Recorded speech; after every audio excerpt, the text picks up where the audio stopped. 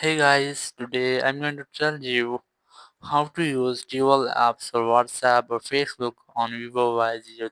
If you're using Vivo Y03 and now you want to use dual apps on your phone, so let's see how can I do this. Basically, dual apps are copies of original apps. You just have to enable the simple settings.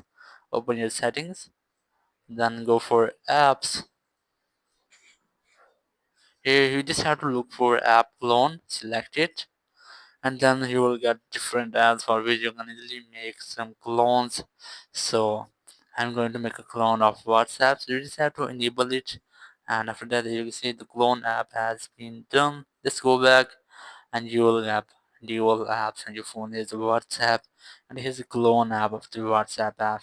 So that's how you can easily use dual apps on your Vivo Y03T. Thank you very much for watching the video.